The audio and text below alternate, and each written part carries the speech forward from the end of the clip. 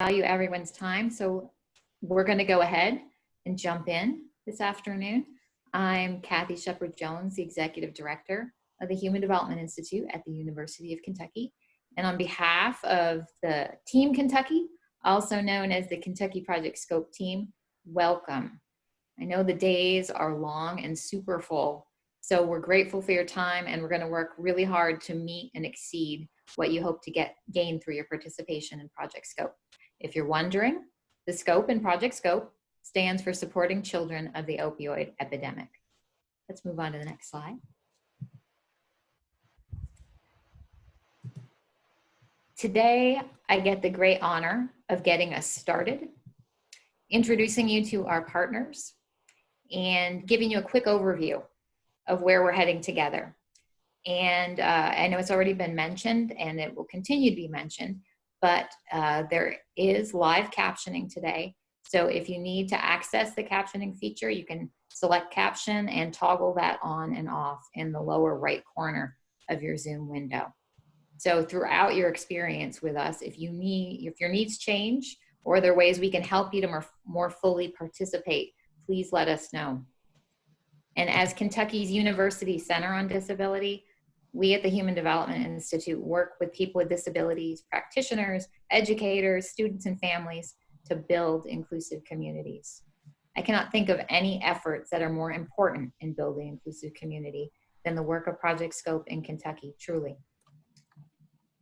And the Project Scope team, of which I am a very proud member, includes Christine Hausman, Brandon Canada, Emily Mosley, and is led by Caroline Gooden.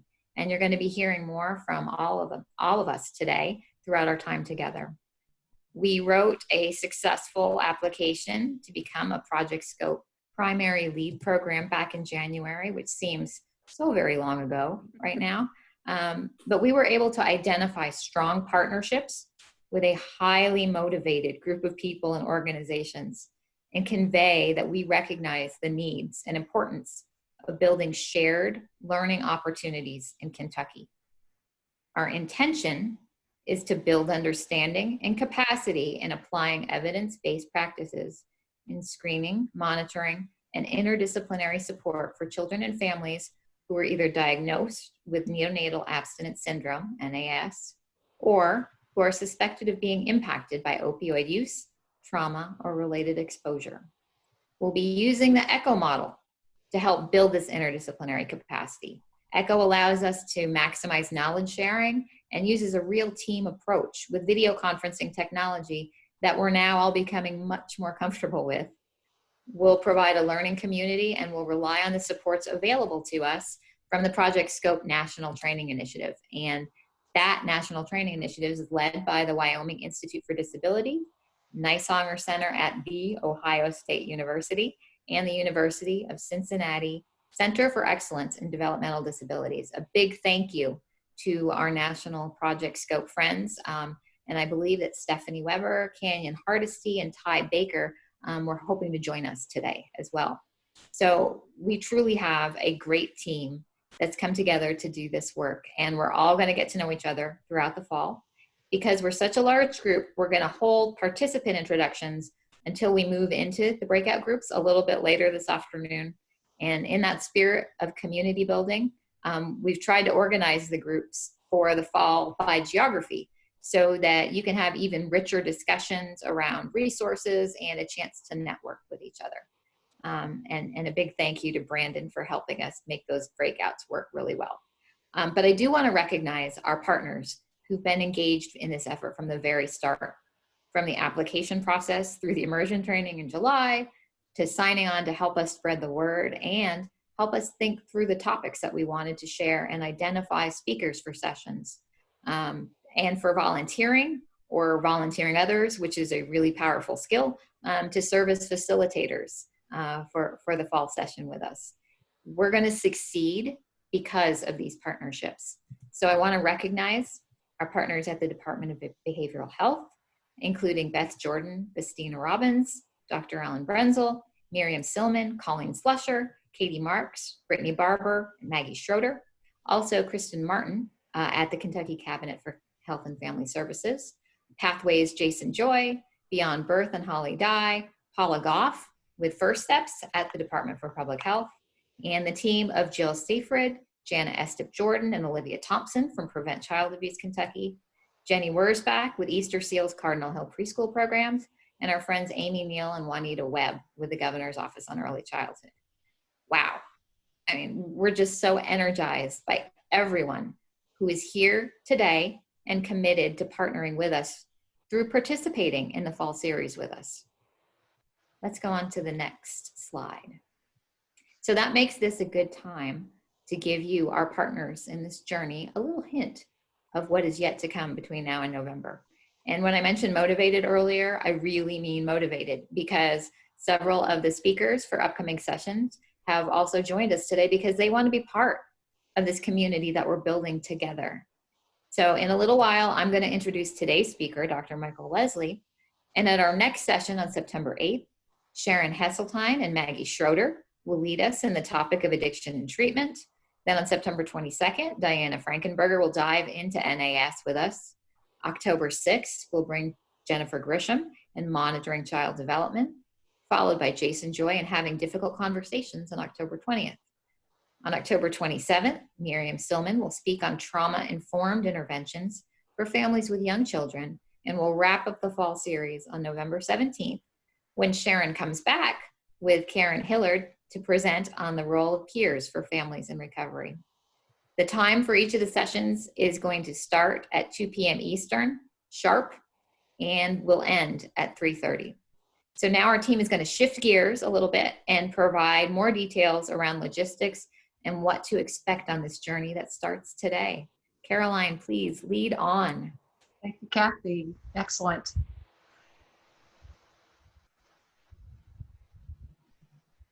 Brandon, can you advance the slide? There you go. All right. So a look at what we have in mind for today, planned for today for you all. We're going to take about this first half hour to go over the procedures, the way that scope works.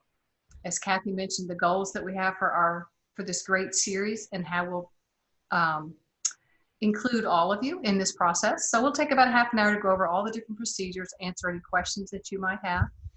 And then Dr. Leslie will talk with us about social determinants of health for about half an hour till 3. We will then divide you into small groups so that you can do introductions within your small groups. It'll be a fairly brief meeting this time so that you can get to know each other. And then we'll come back together at the end as a large group for any final questions, reminders of to do evaluations, and we will close promptly by 3:30.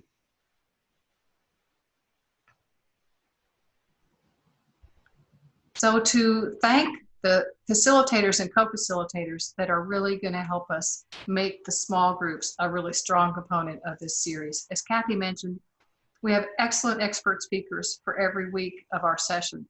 We also have expert facilitators who will work with us in small groups to actually implement the strategies that the presenters are teaching us. So we really appreciate these folks who are going to help us being facilitators and co-facilitators. You see them listed here.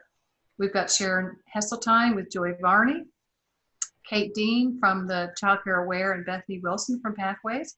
I will say that Sharon is with Opioid Response Network, and Joy is from Kentucky Partnership for Children and Families. That's a mouthful. Kate Dean is with Child Care Aware, as I said, and Bethany Wilson comes to us from Pathways here at UK. Karen Cottingem is from North Key in Northern Kentucky, and she'll be with Marie Weiss, also from Pathways. I'll be with Amanda Metcalf from Kentucky Partnership for Children and Families. Christine Hausman from HDI and Child Care Aware will be with Suzanne Ross, also from Child Care Aware. Emily Mosley is our evaluation expert and our research assistant at Human Development Institute. She'll be with Suzanne Ross from Child Care Aware. I'm sorry, Christine will be with Suzanne Ross from Child Care Aware.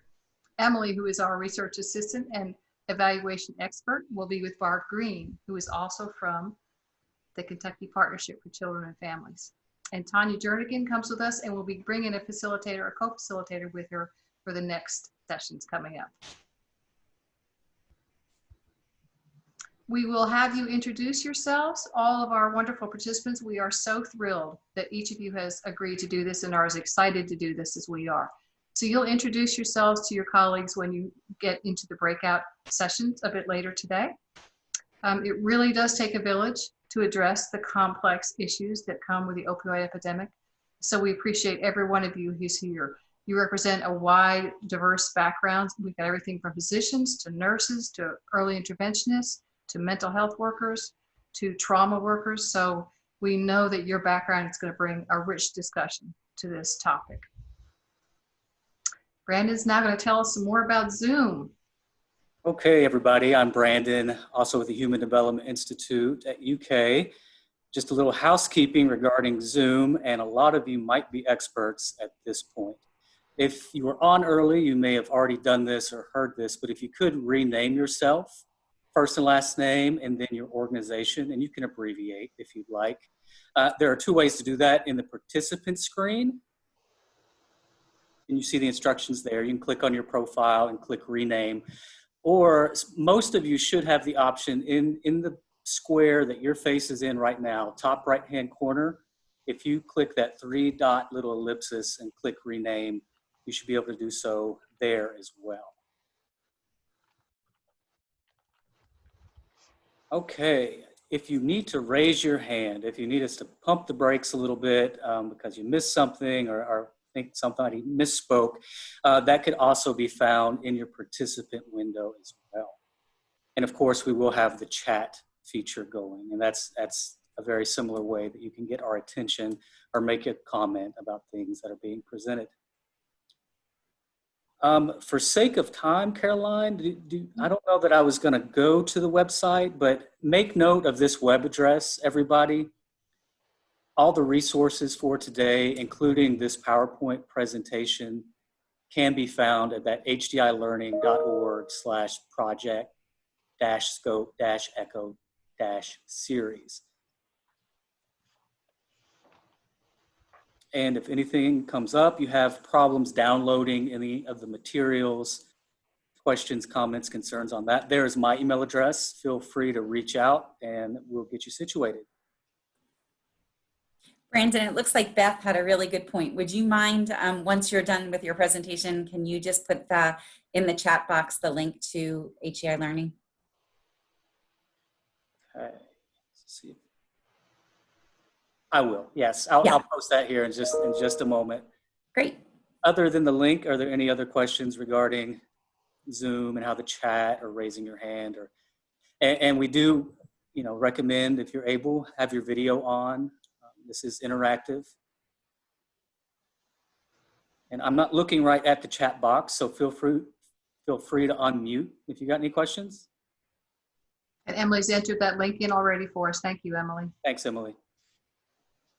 Okay, well, if there are no questions, I think we can continue. Okay. So we're going to talk a little bit more about the logistics for today and for the whole series. For all of you who are participants, we are excited to have a great group of you. Almost 80 folks have signed up for this series. We're really excited. In fact, we sold out in about 2 days, so we're really excited for your response and for your participation. We hope that you will show up for every session ready to learn and ready to share, because we all bring knowledge to this topic. We have sent you the participant guide that will give you suggestions on how these series work and procedures. If you need it again, just let us know. Again, like Brandon said, if you have any questions, you've already been getting some emails from us, you can send questions to any of us. Most of you have completed the pre-series survey before this point. If you haven't, you'll be prompted to do that when you try to evaluate this session. There is 3 surveys that you'll complete as part of the information that we gather before we start this informational series. You will then do a short evaluation after each session. So you'll get one today after this session. You'll get a short evaluation. And again, if you haven't done the pre-series survey yet, it'll ask you to do that first. After the whole series is done, after November 17th, you'll get a post-series evaluation so that we can look at progress over the course of the series. It will help us fine-tune each iteration that we do of this series. We will be doing at least 2 more iterations of this series, so Stay tuned. We're going to look at the information that we gathered this time to help us determine what to offer our next time, probably next fall. One of the important components of this ECHO model is that we bring case studies for discussion. We'd like those to be studies, cases that are challenging for you. So we ask you to consider, when we look at the topics that are coming up, do you have a case in your caseload that is currently perplexing you? So for example, next session, when Sharon and Maggie talk about addiction and treatment, do you have an example of a case that might be helpful for us to talk about in our small groups that can help problem solve sticky situations? So we ask all of you as participants to consider your case history, your case studies, and submit case presentations for us to consider. For each week, we'll have a case presentation. We won't do that today because we're spending more time going over the procedures like we're doing right now. I do have forms that I'll show you. There's 2 forms, one that we essentially need and one that's optional for you as a case presenter. I'll show you those shortly. We also have incentives to thank you for your wonderful participation. We will do a drawing after every session. For people that complete the evaluation of the session, your name will go into a drawing. So for each session, there'll be 1 prize awarded. And then for the end of the series, if you've attended all 7 sessions and do the evaluation, you'll have a choice of 4 really fantastic books to choose from that relate to our topic of NAS, recovery, addiction, self-care. So we'll have that nice incentive for you at the end of the series.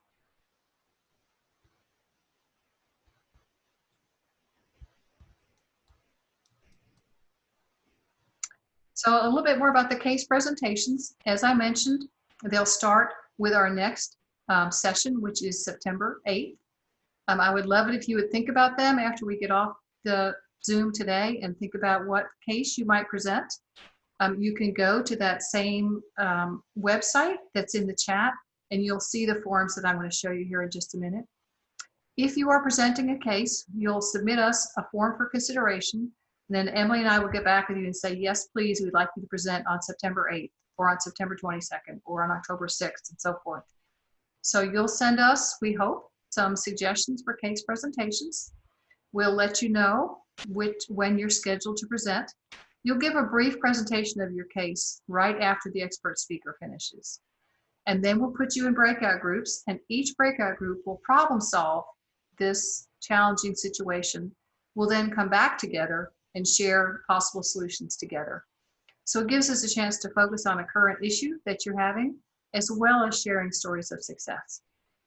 And again, there's the link for the forms. And the next slide will show you the couple of forms that are involved. So this is a part of the required form. This is most of the information that's there. Basically, think about a case that you have currently or in the past that was challenging for you. Select one of the topics coming up that you think it would be best suited for. You can submit many case study requests, but if you would do one form like this for each request, so for instance, maybe I've got a case in mind that I think would be great for Sharon and Maggie's next session. So I'm going to check that I think it would be a good match for September 8th. And then I'm going to provide the case information that's indicated below. Please remove all identifying information. In all our discussions here through Zoom, we're not going to use any real names or any identifying information. We'll always use pseudonyms. So when you sent us the case presentation form, tell us the age of the individual, their current status, where are they enrolled, what kind of services are they getting, and then describe contributing factors that may be keeping this individual from progressing as you would like. And then let us know what are some of the common triggers, some of the stressors, some of the factors that are related to your concern. So tell us about the case, tell us the challenges. In this, it's just a one-page form. And then there's an optional form that we'll show you on the next slide. Some people will want to present by just talking through their case present study, which is fine. Some people feel better if they have a PowerPoint to back up their points. So we have a PowerPoint template that you can use if you wish. This one is optional. This is just an example of what the first slide looks like. And in this presentation, you'll tell us the same information that was in that case presenter form but this will let you put it in a PowerPoint form if that would make you more comfortable when you present your case. So again, that's on our resource site. You can find that form as well.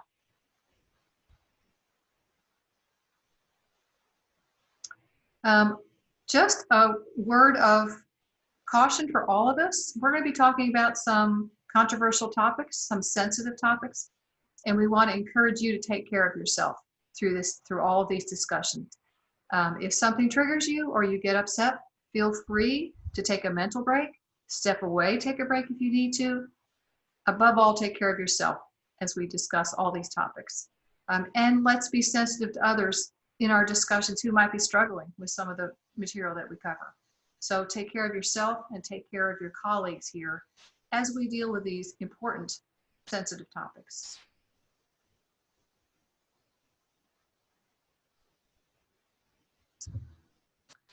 Just a reminder, as I mentioned before, please don't use any identifying information in the forms that you submit to us or in any of the discussions that we have. Feel free to make up a name.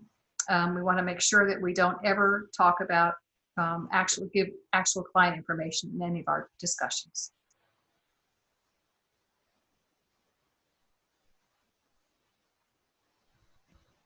And just to look at how the schedule will run for our next session on September 8th.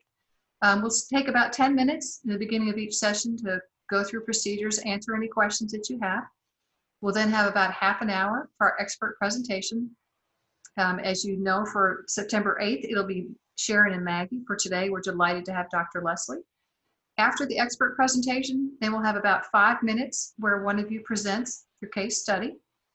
We'll then go into the small groups where you will discuss strategies that could be applied to that case study. We'll then come back as a large group and share strategies that each group has developed. And in the last couple minutes, we'll remind you about the evaluation for each session, and we'll do our closing. And we do plan to start on time and stop on time each time we meet. Christine's up. All right. Well, I just wanted to cover some more logistics as far as the procedures and credits and the incentives that Caroline had referred to. So most importantly, really, is that we want you to be very engaged in these sessions. And one of the best ways to do that, particularly in the breakout session, is to have your camera on if at all possible. And also for you to be participating with a microphone in those breakout sessions. One of the main premises of this ECHO model is really to build a sense of community. And I think it's a lot easier to do that when you have your video and your audio on. So we understand that might not be possible for every minute of the entire session, but do the best that you can there, because we really want to build community and maximize our time together and our learning and establish relationships and rapport within each of our regional communities. As you know, we are using closed captioning, so thank you to Game Day Captioning for being here today. I actually love that name, Game Day Captioning, because I just kind of feel so excited, and it feels like game day to me that Project Scope is finally kicking off. So if you would benefit from the closed captioning, feel free to use that icon there at the bottom of the screen. We are recording the sessions, so please know that if for any reason you're not comfortable with that, you should probably disconnect if you're not comfortable with being recorded. The recording will take place during our opening session, where the expert presentations will be, as well as the case presentation. The breakouts will not be recorded. And then we will begin recording again at the end when we're kind of sharing and summarizing all of the good recommendations for the case presentation that was shared. So again, the breakouts are not recorded, but the rest of the components of the EchoScope model will be recorded.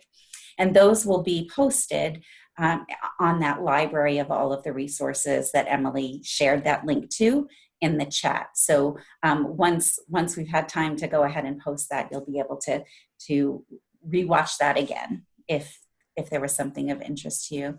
Again, the participation is really, really critical. We have assembled such a really broad group of people here today. I mean, Caroline had mentioned that we have lots of early interventionists, we have early childhood mental health specialists, we have medical people, we have family members, we have child care representation, and lots of behavioral health people. So we really have a lot to learn and share with each other. So that is essential for your participation.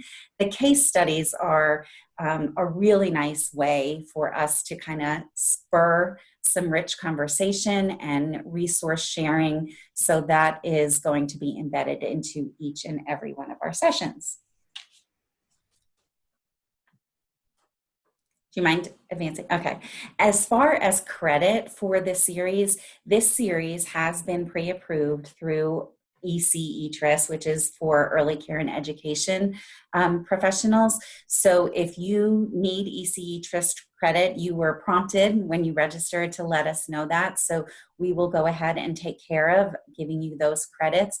If you belong to another type of board that needs the information for each of the sessions, each of the presenters, I would be the person that you could reach out to gather that information. I can share it with you, and then you would then follow up directly with your board with whatever the process is for your individual profession. So that information will be readily available to you. Just reach out to me, and my email is Christine.Hausman. You can see how it's spelled. It's a German spelling, Christine.Hausman@uky.edu. And Emily, do you mind just putting that in the chat just in case someone has questions about CEUs? I think that would be helpful. Well, those are the few things that I wanted to share with you, and I will turn it over to Kathy, Dr. Shepherd-Jones, who will be introducing Michael. Thanks, Christine. It is now my distinct pleasure to introduce our featured speaker for this afternoon, who will be providing an overview on the social determinants of health, Dr. Michael Leslie. I have the very good fortune of working with Dr. Leslie as our subject matter expert in substance use disorders at the University of Kentucky's U.S. Department of Labor-funded Return to Work, Stay at Work project aimed at supporting workers at risk of leaving the workforce. Dr. Leslie is a faculty member in the Rehabilitation Counseling Program at Kent State University. He is also a nationally certified rehabilitation counselor and licensed professional counselor in Ohio. Michael has served as a counselor in clinical and vocational rehabilitation settings, providing services to adults and adolescents in inpatient, outpatient, and community settings, including providing counseling for individuals diagnosed with a variety of substance use and psychiatric disorders. He's worked as a vocational rehabilitation counselor with the Ohio Bureau of Vocational Rehabilitation and the West Virginia Division of Rehabilitative Services, where he counseled and provided vocational services for adults with a wide range of neurological, physical, sensory, and psychiatric disabilities. Michael's research interests include neurological disabilities, substance use disorders, disabilities in aging, transition issues of students with mental and physical disabilities, psychosocial adjustment to disability, and workplace discrimination experiences of Americans with disabilities. He's authored and co-authored research publications and textbook chapters spanning topics of emerging disabilities, opioid use disorders, workplace accommodations, and employment concerns of people with neurological disorders, including multiple sclerosis and traumatic brain injury. Michael, thank you so much for being with us today to help us kick off Project Scope. Wow. Thank you so much. I wish my mother-in-law was here to hear that. She's not that impressed with me, so maybe that would turn the tables a little bit. No, I'm just kidding. Well, first of all, thank you, Dr. Shepherd-Jones, so much for having me. I really appreciate the opportunity to be here and be part of Project Scope, and just to get a chance to chat with you all for a half hour today and talk a little bit about the social determinants of the opioid crisis. I know we don't have a lot of time, but I'm a counselor, so I'm all about connections. I briefly just want to kind of introduce myself, maybe on a more personal level, less about my professional involvement, but more I grew up in the Mid-Ohio Valley, so I grew up in Marietta, Ohio, right across the Ohio River from Parkersburg, West Virginia. So Appalachia is always a place that's held a deep place in my heart. My dad's family's from the Big Sandy River Valley in eastern Kentucky, and also from Logan, West Virginia, so right across the border there in southwestern West Virginia. So Appalachia is always a piece of me and something that I'm continually interested in researching and trying to do whatever I can to be involved in any movement we can to provide services and improve services to people in those areas. Being in Northeastern Ohio, I've had the opportunity to work also with inner city youth that are at risk for substance use disorders, or those that have grown up in homes where there's been substance use. And so I've definitely seen the impact of substance use, specifically opioids, on urban individuals who are at risk or have come up through the system. And so that's something that's also kind of near and dear to my heart because of the relationships that I've built with those individuals. So all that to say, I'm just really glad to be here. This is something that intersects with my interests really well, and I'm happy that you're all signed up and here, and hopefully we can share some information that will get this train moving for the next several weeks. So today we want to focus on 4 main points. So I want to briefly talk about the history and the current state of the opioid epidemic in the United States, and specifically in Kentucky. I know a lot of you work in the field and are hands-on with this, so some of this might be review. Hopefully this is some new information for a few people where you're able to take some tidbits away from it. We also want to talk about the social determinants of opioid use disorder. So these are things that are happening not only in our physical environment, but our social environment that are increasing the risk that somebody might develop an opioid use disorder. This can be for adults, this can be for children that are being raised in families where one or both parents are abusing substances. We also want to briefly talk about the impact of COVID-19. I think we would be remiss if we didn't talk about how that is impacting us. I just came out of a wonderful training yesterday on social bandwidth, or mental bandwidth, I guess I should say, and how all of us in some ways, our bandwidth is being drained just by being shifted out of our routine and all of the new things that are coming along with COVID-19. And it would be impossible to say that we know exactly how this is going to impact the opioid epidemic, but it probably isn't going to be super positive. So we need to be aware of that, and we need to be aware of the shifting kind of landscape and what's happening with that. And then lastly, kind of a segue into the following weeks, we want to talk about the impact of the opioid epidemic on Kentucky families, and we want to talk a little bit about NAS as well.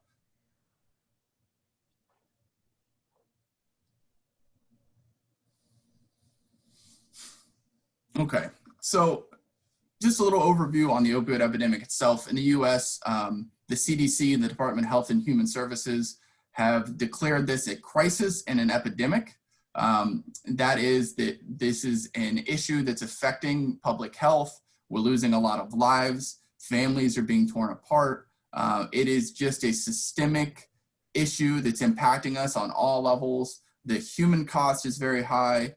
The economic cost is very high, both to families and to employers across the country. So there's really hardly anybody that's not been impacted by this. I guess part of my story that I usually share that I didn't is I also was raised in a family where substance use was an issue. So this is something that kind of is personally very powerful to me. And I think that that's something that we could all say we know somebody that's probably been directly impacted personally by this epidemic, or just by substance use in general.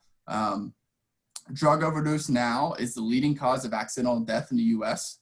Since 1999, we've lost over 500,000 Americans, so around 630,000 Americans to opioids.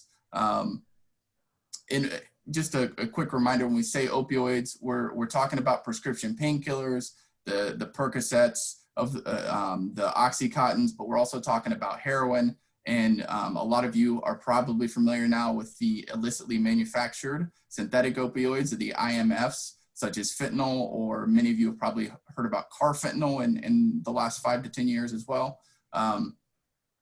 It is estimated that around 8 to 12% of people who use opioids develop an opioid use disorder. So this is what some people might refer to as addiction. So we're saying that somewhere in the general neighborhood, and 1 in 10 people that use opioids will become addicted to opioids. That's a pretty substantial number. It's not as high as some people maybe perceive it to be. Some people perceive that if you take opioids, your chance of getting addicted is extremely, extremely high. And while I would argue that 10% is extremely, extremely high, it's not maybe the 50, 60, 70% that some people perceive it to be. But it is significant, it's substantial, and that is why it's such a danger kind of across the country. We need to be aware of that, but we need to be educated on how dangerous it is, because there are some people, believe it or not, that need opioids that sometimes get refused access to those because we're so afraid that they might become addicted to those. So it's really a balance that we have to walk there. From an economic standpoint, we talked about the human cost of opioids, but from an economic standpoint, it's estimated that opioids themselves have cost around $500 billion in the United States. That's to healthcare costs, emergency room visits, and also lost productivity in the workplace. So there's a big employment cost to substance use in general, but specifically opioids.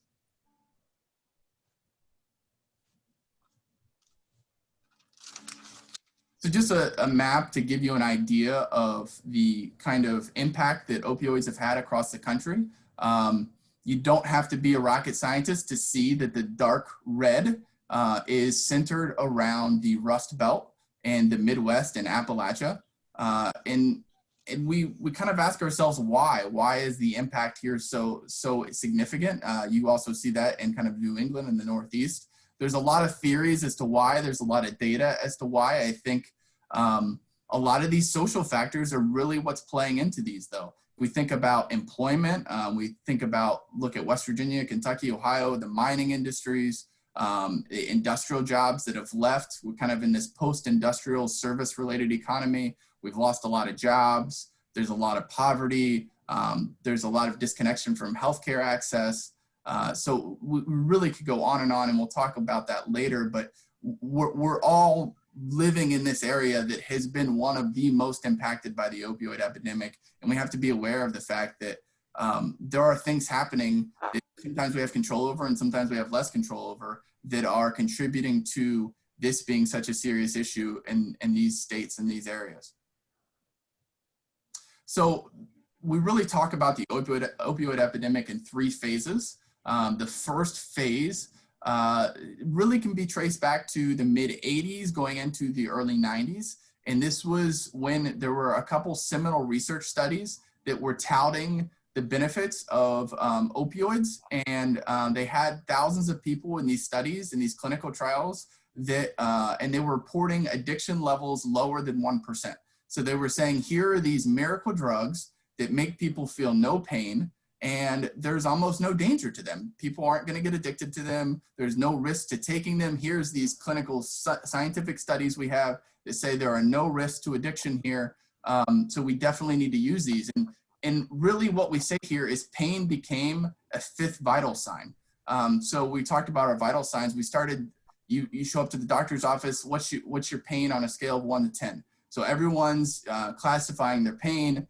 And this is the first time we kind of shift from this in rehabilitation counseling. We used to do a lot of what we call work hardening. We worked with PTs and OTs. I know that there's definitely some OTs here to do work hardening. And the idea wasn't that you could just get rid of your pain, but then you could build your endurance and your tolerance, and you could get back to the workplace.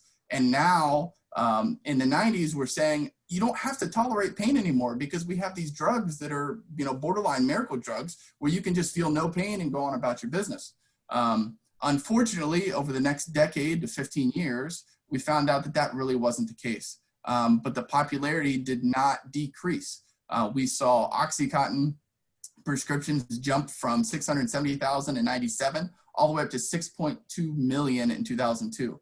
I know one year, because of the pill mills we had rising up in the Ohio Valley, there were enough opioids prescribed for every man, woman, and child to have, I think, 50 or 60 on the year.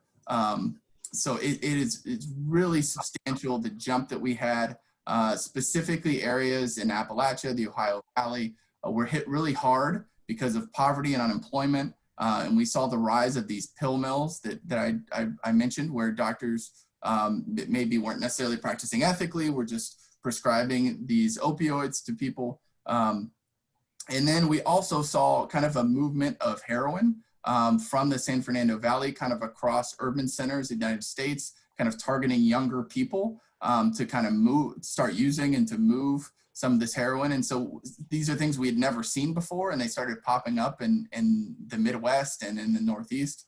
And so these, if you've ever read the book Dreamland, you know a lot about the Jalisco cartel and the movement of the drugs and the really complicated and advanced network that they use to move a lot of these substances across the United States. So in phase 2, go to the next slide, Brandon.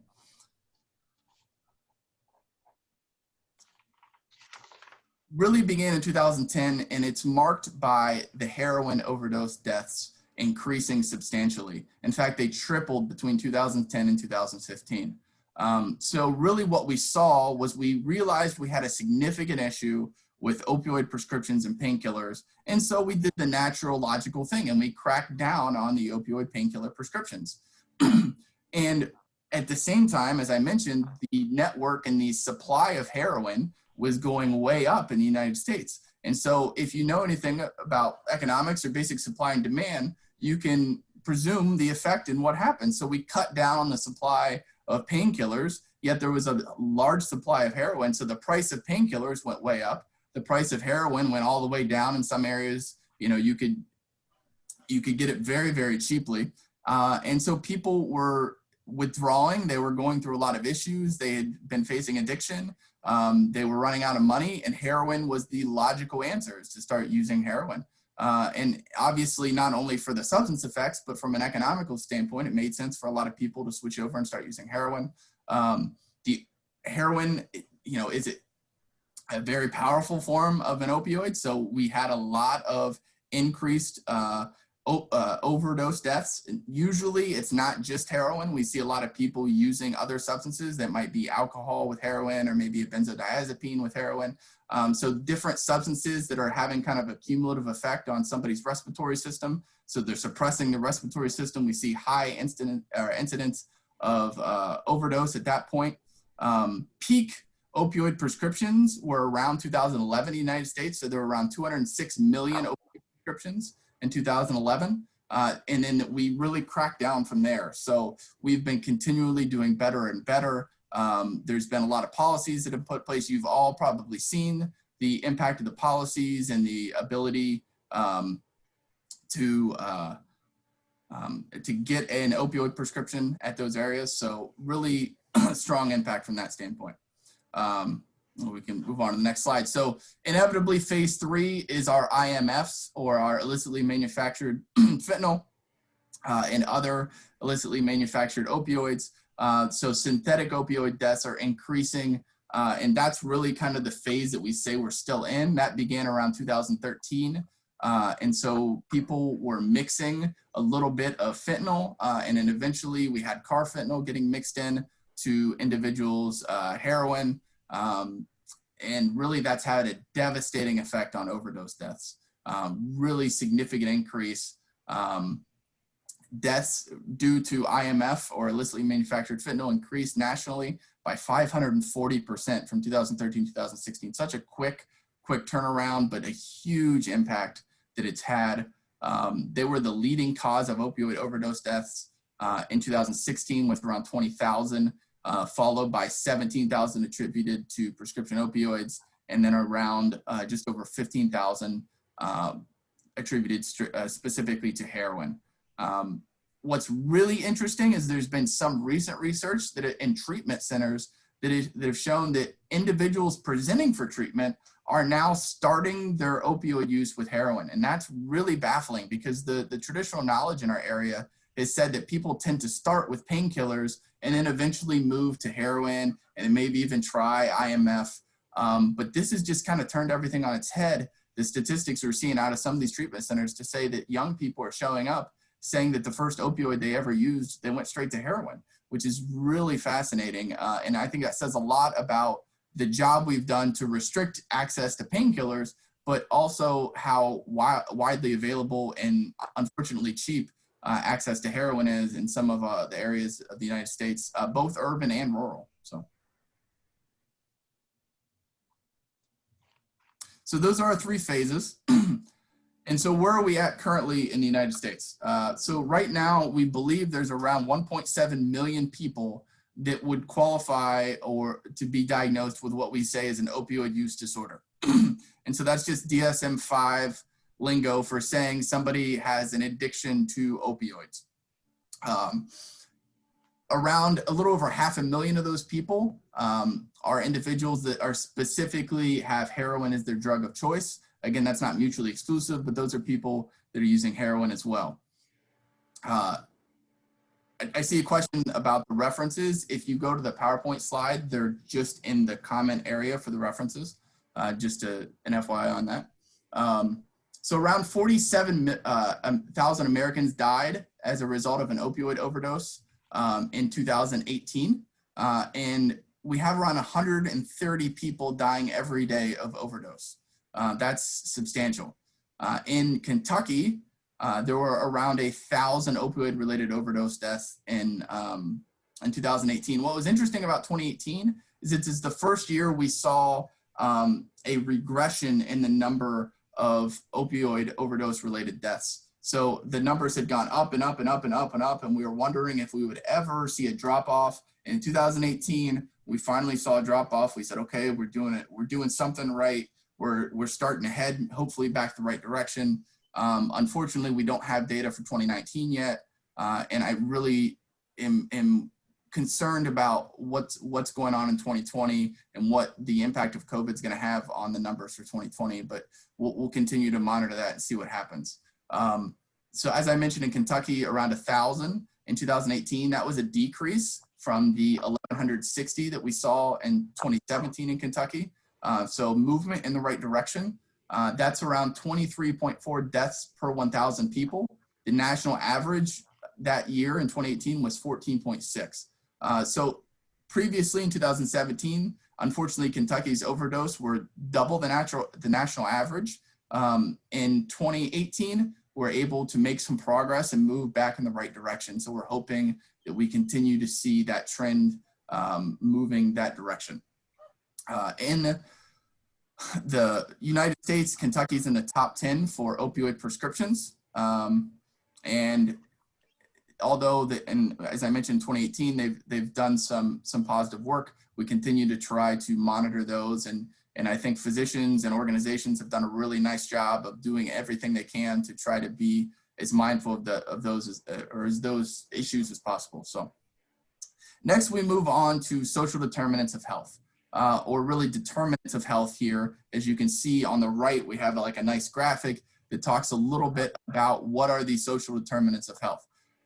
Usually, some of my research and probably a lot of what you encounter, we look a lot of things like genetics and biology and health behaviors, but we don't spend as much time always talking about the social determinants of health, which are healthcare, physical environment, and socioeconomic environment. And those are 3 factors that really impact an individual's overall well-being. And honestly, as I mentioned, when we see the opioid epidemic in the Midwest, in Appalachia, we understand, in parts of the South even, we understand that there's more than just genetics going on. There's more than just health behaviors and biology. There's a lot of other factors that are significantly influencing all kinds of healthcare related issues, but specifically addiction and specifically opioid addiction.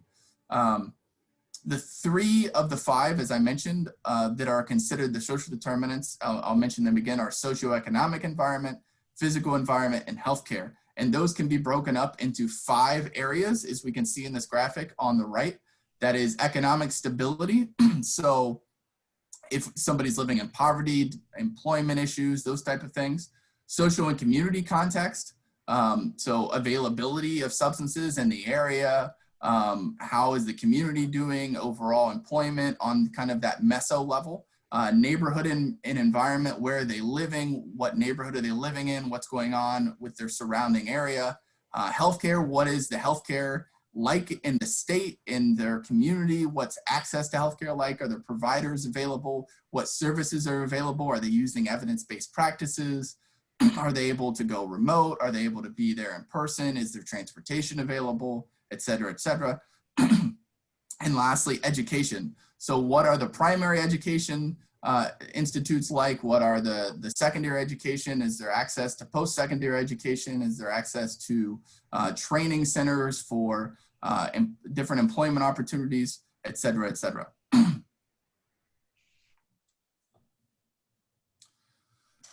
What I really want to hammer home here with social determinants of health with opioid use is that it's really a reciprocal impact. And so what we see in research is it really becomes a vicious cycle.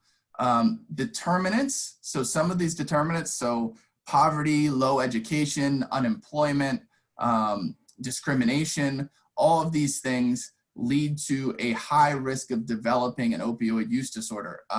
As many of you probably work with children who have lived through some traumatic events and some traumatic situations, or maybe continue every day to live in traumatic situations. We see what we call those adverse childhood experiences, or ACEs. Those are all increasing risk for individuals to deal with mental health issues, to deal with poverty, unemployment, social isolation. And those increase risk of substance use and increase risk of opioid use. But at the same time, once someone develops an opioid use disorder, those same factors that lead people to using the substances are also the ones that increase their chance for having adverse outcomes of the substance use disorder. So it reduces the chance that they're going to get into treatment. And when they do get into treatment, it reduces the effectiveness of the treatment, and it increases the chance that they might relapse. So unemployment, for example, someone struggles with employment, that might mean they're at risk for developing a substance use disorder. If they develop a substance use disorder and they're still unemployed, the unemployment will therefore contribute to them being maybe in poverty, having housing issues, having issues within their family or conflict, and then increases their social isolation. And so then we see their chance for relapse is increasing. They might, get a legal charge, which then makes it even harder for them to get a job.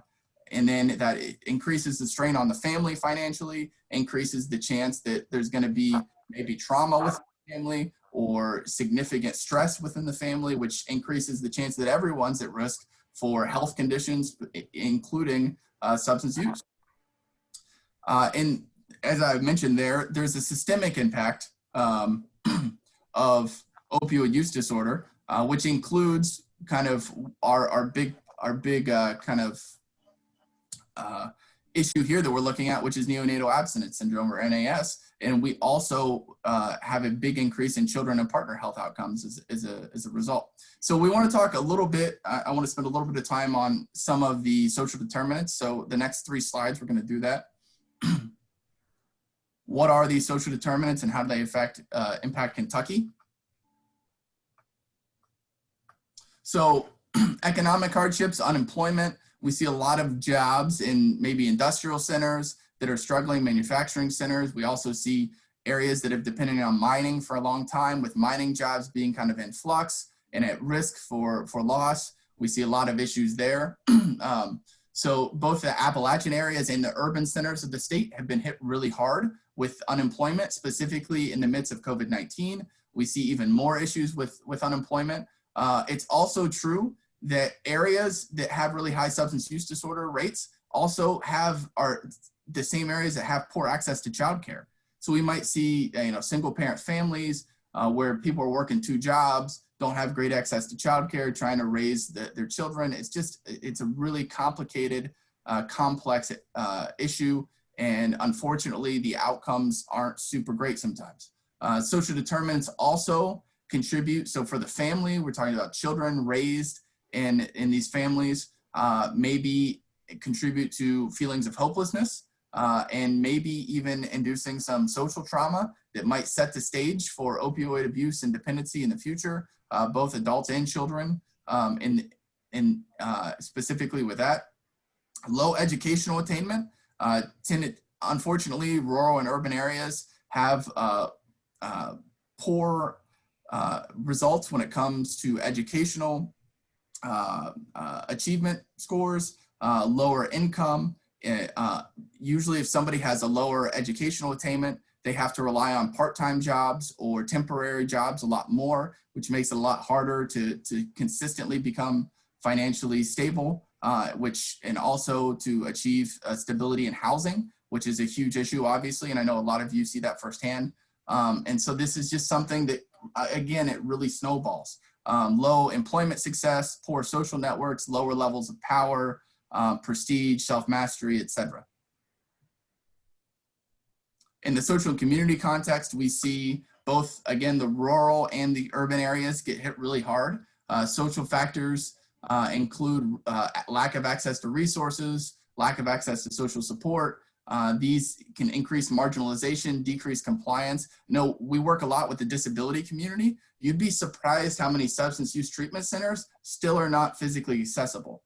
It is really, really incredible the rate of treatment denials for people with physical disabilities. And we talk about industrial areas where people have worked their bodies ragged in a lot of these physical labor jobs, including the mining industry. So say someone's on disability for a back injury or even, a substantial orthopedic injury. And so then they were prescribed painkillers, and then they become addicted to opioids. And so now they try to seek treatment, but the treatment center they're going to, they can't get into the treatment center with a wheelchair, so they're denied access.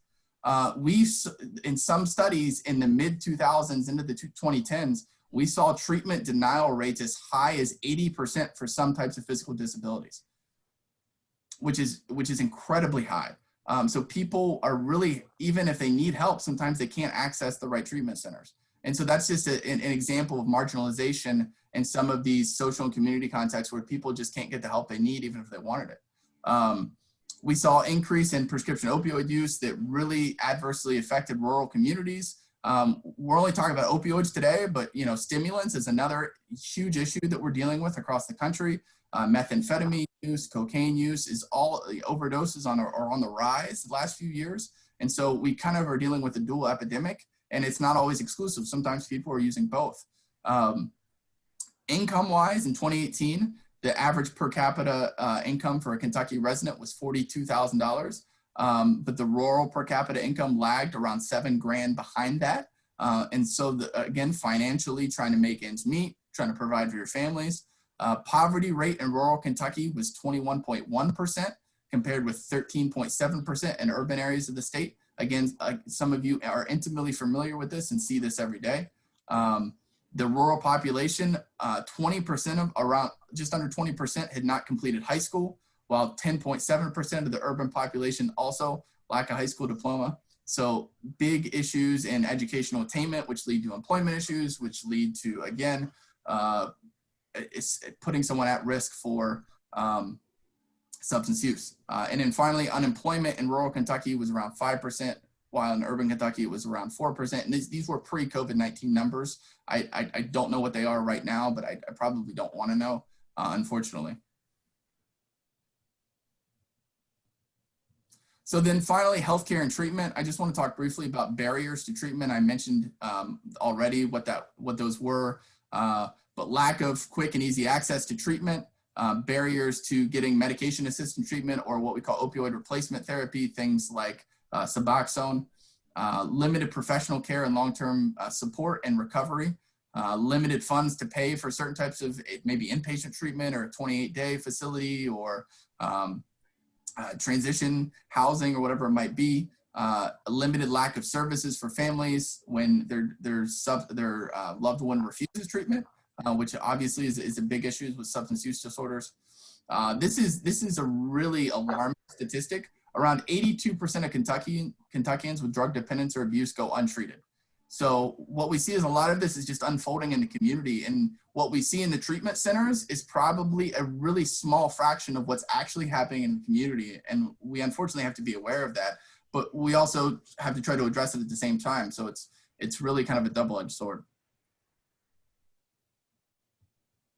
And then briefly, we talked about, we can go to the next slide, Brandon. COVID-19, how is this impacting these social determinants? Well, a lot of people are having disrupted access to their healthcare. There's an increase in social and economic stress that we all know. People are socially isolated. they're maybe facing unemployment. We've seen the impact of unemployment firsthand kind of across the region. Less social support, fewer opportunities to engage in health maintenance behaviors like going out for a walk. You know, people are less likely to go outside, go out for a walk, go to the gym, do some of the things they need to keep their other health conditions in line, to where that might exacerbate their physical health and lead to a relapse if they're someone with an opioid use disorder. Disruption in educational opportunities, not only college opportunities, community college issues, everything going online, people not having access to the internet or having trouble accessing remote classrooms, children in primary school, parents figuring out what to do with childcare, if they can go to work, if they have to stay home, do I send my kids back to school? What is the risk? What do I do? And then obviously the disruption in employment opportunities, that all really has snowballed in COVID-19. And we just need to be aware of the increased risk of social determinants and the impact on opioids. And then lastly, we really want to focus to kind of wrap the presentation up on the impact on families. So we know that around 8.7 million children in the United States have one or two parents that suffer from a substance use disorder. Specifically, statistics in Kentucky tell us about a third of foster care placements in 2016. Parental substance use was a factor. So I know a lot of you that work intimately with this system have seen this firsthand, and you know how huge of an impact this is. If a child has both parents that are using substance use, there's even more increased risk for adverse effects. Just a few, to just name a few, traumatic events that could result in lifelong challenges from a parent or both parents who use substances could be educational attainment issues. We see often with our youth an increase in risky behaviors at a young age, maybe using alcohol, drug use. You know, I know that you've all seen this firsthand. I've seen 12-year-olds on the street selling heroin. And this is something that you know, is mind-boggling to me in some ways, you know, or a high schooler moving meth on a high school in a high school setting, you know. So this stuff just happens significantly, and you see the systemic impact of this with these risky behaviors. We also see an increased chance of health conditions. So we see, you know, obesity, heart disease, all of these things come from the depression, the anxiety, the PTSD. We now know a lot more about what we call complex post-traumatic stress disorder, or CPTSD, which is a condition that is when somebody is stuck in a situation where they have a complex trauma over and over and over again, and they can't escape out of the situation, and that impacts them lifelong. And we're starting to see more research on the impact of that on people lifelong. Even beyond that, of people with PTSD, we see lower educational attainment, more unemployment, more poverty, et cetera, et cetera, et cetera. So children being raised in these homes where there's all these traumatic events related to substance use, this is a lifelong journey that they're going to have to go on, that they'll need continual support throughout their lives because of. And just a little bit more, so children of parents with substance use disorders are at increased risk for abuse or neglect, obviously leading to involvement in the child welfare system, physical health problems, social skill deficits, emotional or psychiatric problems like anxiety, depression, low self-esteem, behavioral issues. You know, I personally have worked with a lot of kids that are raised in these homes that are diagnosed with oppositional defiant disorder, ADHD, et cetera, kind of across the board. They're having a lot of behavioral issues. They get all these different diagnoses. Now we have DMDD that we see a lot as well. Academic problems, so we see lower GPAs, increased grade retention, so students being held back in grades, failure to pursue secondary education. Maybe they don't have the resources, maybe they don't have the confidence that they could do it, maybe they just don't understand or have the help from parents to get financial aid, whatever it might be, to pursue those opportunities, whether at a community college, at kind of advanced training and maybe even a labor or a four-year university, really across the board. And then lastly, we can go to the next slide, Brandon.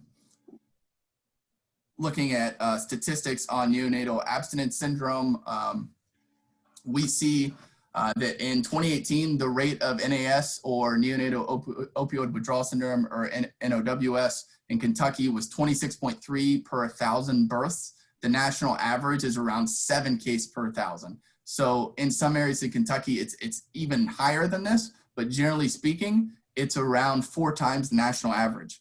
And certain counties in Eastern Kentucky, there's some really substantial numbers where it's into the 50s even. Per 1,000 hospital births. Prenatal exposure to opioids can lead, obviously, and again, a lot of you are familiar with this, to lower birth rates, respiratory conditions, feeding difficulties, seizures, and longer hospital stays.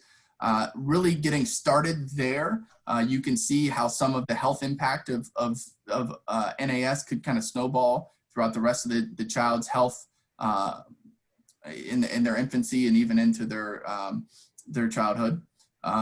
Higher rates of NAS seem to be associated with areas that have lower numbers of mental health professionals. And so we can presume that there's lower access to mental health care, lower access to substance use treatment in those areas. There's higher long-term unemployment rates that are associated with higher rates of NAS. So again, just general employment issues, but specifically in those areas that are really impacted with unemployment. And again, thinking about the impact of COVID-19 on unemployment, we can presume statistically that will unfortunately have an impact on NAS numbers. And then lastly, a higher proportion of manufacturing jobs in rural counties were associated with higher rates of NAS, which is pretty consistent with research that we've seen that finds that higher opioid use in counties where there's more manufacturing jobs. Again, think about the rates of physical and orthopedic injuries in manufacturing jobs, and then the rates of opioid prescription painkillers and chronic pain that people deal with in those areas. And then obviously losing manufacturing jobs, high unemployment rates, it all contributes to kind of this cocktail that leads us to this substantial crisis that we're in right now, not only with opioids, but with NAS nationally and in the Commonwealth of Kentucky.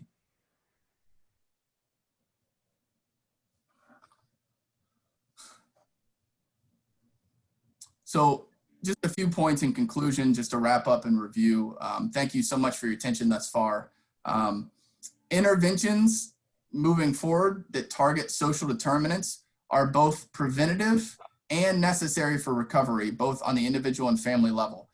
So as we start looking at these social determinants and figure out what we can do about them, how we can intervene, we know that not only are we preventing people from developing substance use disorders and opioid use disorders by reducing the social determinants, but we're also reducing the people that already have issues with opioids from having worse issues, right? So it's both preventative and treatment level interventions that we're doing. So the more that we can work in our communities to try to solve some of these issues, increase access to healthcare, increase services, employment services like vocational rehabilitation that we provide, and start as young as possible working with children and adolescents that have been raised in these environments to try to help them with their educational attainment, with access to resources, with access to whatever we can do to assist them. Those are both, again, preventative and work on the back end. Interventions need to be targeted across the lifespan because of the impact of the opioid epidemic. So we really have to work together collaboratively across professions, starting as young as infancy, across the lifespan, through retirement, and work with our elders to really curb the impact of this epidemic. And lastly, COVID-19 may exacerbate the impact of the crisis. We haven't seen the numbers yet specifically. I know I see a lot of things in chat. People are involved in some of these councils and some of these committees that are talking about the impact. And so maybe we've got some early numbers on what's happening here. But I think an educated guess would be to say that this is going to get worse before it gets better, and we just have to be prepared for it. So. Dr. Leslie, thank you. That was an awesome introduction to this topic. And you really brought in a lot of really recent research that will inform all of the discussions we have with this series. So thank you. There was one other data related question that we had on the map that you showed that had the different colors. One person asked why there were so few, all those states that had gray, why they didn't have data. Any idea? I'd have to look at it again. I think if I saw the comment, they asked if they weren't reporting the data, and I think that maybe that might be true. I know the fact, being so close to Pennsylvania as I am right now, that there's certainly, are some substantial issues with opioids there. So I know that there are numbers, and I'm not entirely sure if maybe they just didn't have the up-to-date data when they released that, because I know that year they're releasing the data for the year. So my best guess would be when they released that data, they just didn't have the updated data on that year for those states yet. Gotcha. And then just another comment was that probably in Kentucky, our foster care stats may be much higher than what was reported, because it could be that our state database is underreporting. So that was just a comment that was made. If you saw that 82% of opioids are going untreated, and we know how much is just happening within the community, I think it's fair to say that any impact of opioid in general is going understated, right? And we mentioned COVID-19, and we talk about, even family abuse and the impact of families just being in the same house together, and we know that that's a huge issue we're dealing with right now as well. And that's another thing that's hugely underreported. So anyway, I would venture to guess there's a lot of things underreported, and I think that's a great point. And the last comment was that our current NAS numbers in Kentucky might be around 10% for newborns, and that there's been a big change in data collection due to the change in the ICD-10. So we thank you for that presentation. Thank you all for your questions. We could certainly engage on this for a lot longer. It's a fascinating start to our work here, but it really did set the stage. Dr. Leslie, thank you. What we'll do now, we have about 19 minutes left. We're going to go into our breakout groups for a brief period. I think, Brandon, by the time we get into the breakout groups, let's go maybe 5 or 6 minutes. What we'd like you to do as you get into your breakout groups, Brandon will advance the slide for us before he moves you. We just basically would invite you to use this time to get to know the members in your group. We have grouped you, as we said, geographically. So spend some time just introducing yourself, say where you work, what county you work in.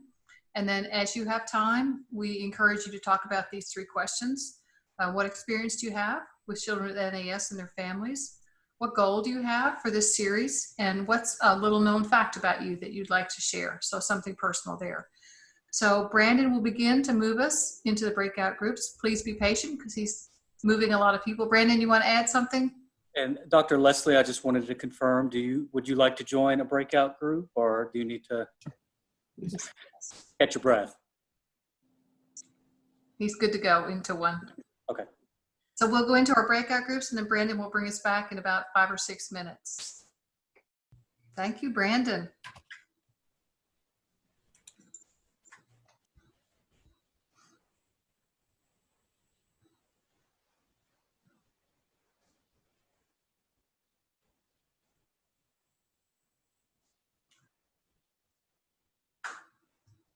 All right. Let's see, we'll let Emily talk about evaluation procedures if she's back with us. I am. Great. Okay, so I want to first off thank you all. I feel like the vast majority of you have filled out the pre-evaluation or pre-session evaluation. So thank you so much for that. I know you had to kind of search it out in your junk folder. You will be getting another evaluation at the end of this session. And if you had not done the pre-evaluation, you will be prompted to complete that before you get to the session evaluation. So it'll automatically catch you up. The links are unique, so please don't share them because they are attached to your email. So in that sense, in full disclosure, these surveys are not anonymous, just so you know that. It is attached to your name, and I'm sure you know when you did the pre-session evaluation, you gave a lot of demographical data about yourself, so just know that they are not anonymous. You are free to skip any question that you don't feel comfortable answering. So,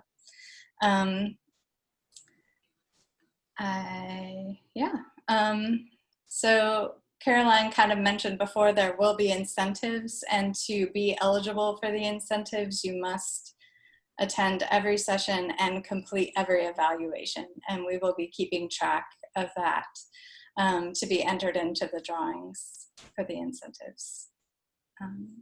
And I believe that's it. Let me check the chat real quick. I saw some things.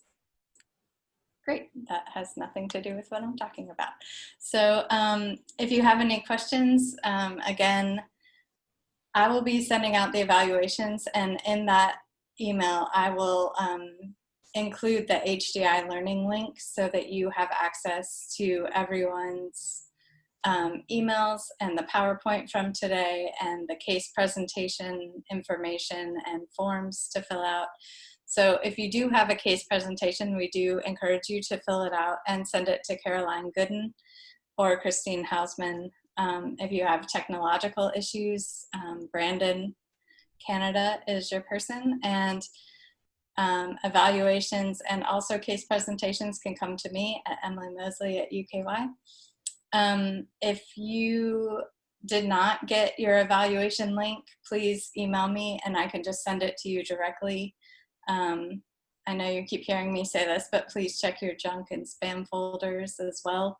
But if you don't see it, just email me and I'll email it back to you. So thank you so much for coming today. We're very excited about this and look forward to our next session on September 8th. And I apologize to my breakout room because we did not get around to everybody. So I look forward to seeing you all next time and talking more. And Brandon, if you could stop the screen share and we'll just see everybody and we'll take any final questions in the 8 minutes we have left. I would just repeat that our next session is September 8th with Sharon and Maggie. Please send your case presentation form so that we can select one for September 8th. What questions, if you have questions, maybe just raise a hand and I'll be happy to call on anyone that has a question.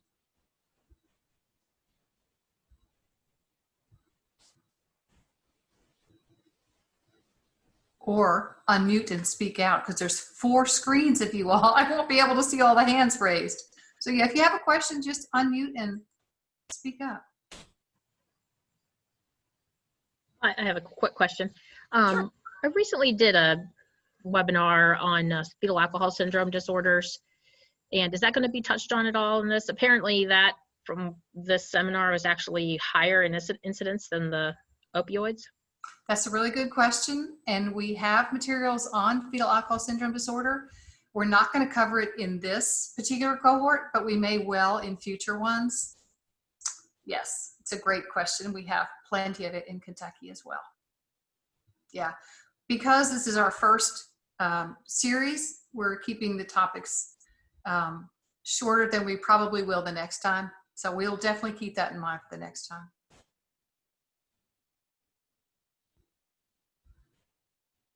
If you have other questions, please feel free to unmute and speak up. I'd just like to say that I'm really thrilled to see so many different disciplines, because I'm an early childhood consultant and have been meeting with the other early childhood consultants around the state, because there's one of us in each region. And so, but like, I'm like, PTs and OTs, oh yay, you know? And just the idea of connecting more with those people, and because I already messaged like the 2 that I figured out were in my area. So I'm in the Jefferson County and the surrounding counties if anybody wants to contact me. But I love that, because even though I'm a licensed clinical social worker and doing that mental health component, it takes, you know, it takes all of us to make it work for the kids. And I like to focus on the kids. I know the parents and guardians, all that got to happen, but. Okay. Thank you for sharing. I absolutely agree with you. We've got an exciting range of people, both by what they do, what you all do, as well as where you live. So we are definitely excited. We've got time for another question if someone has one.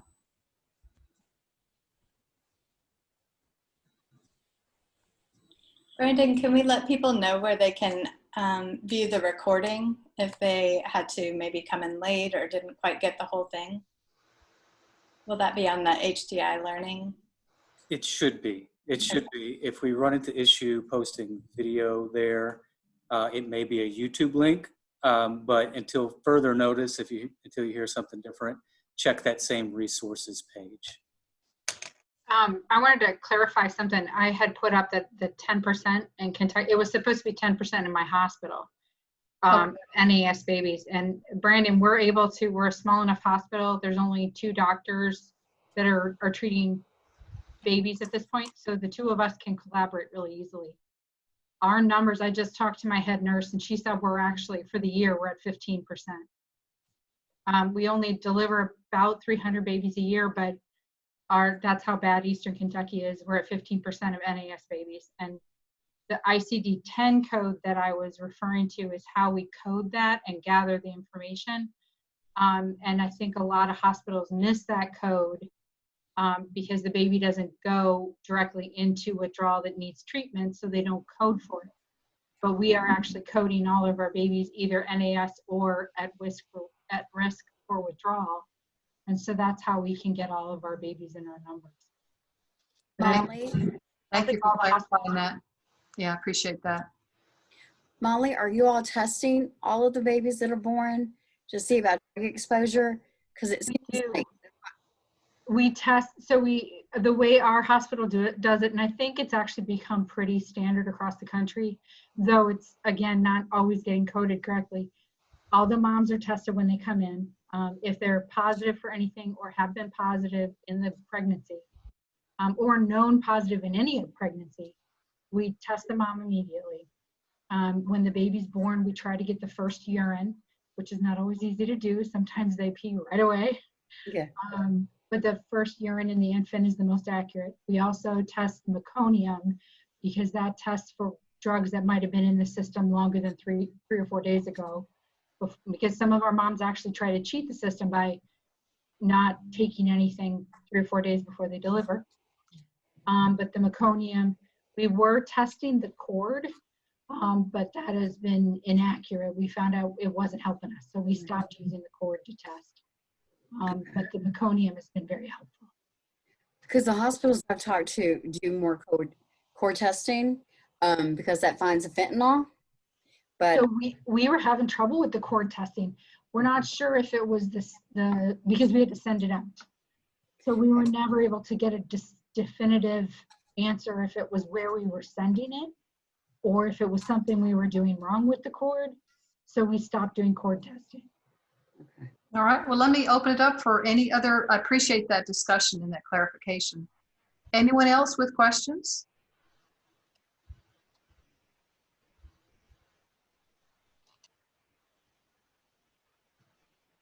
Jody, I think you are muted, I think. Now we hear you. Okay. I just wanted to mention, Wendy mentioned the fetal alcohol syndrome.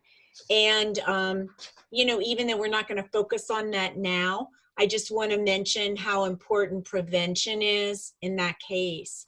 So if there's any of you that, even if you're working in your community with teenagers, college students, anybody, and you can talk to them about drinking or binge drinking or just, get the message out about how important it is not to drink when you are of childbearing age or not to drink in excess. I think that's an important message. So, yes, we'll have to deal with the aftermath of those who do succumb to drinking too much alcohol during pregnancy. But I think prevention is a really important issue there. Thank you, Jody, for sharing that.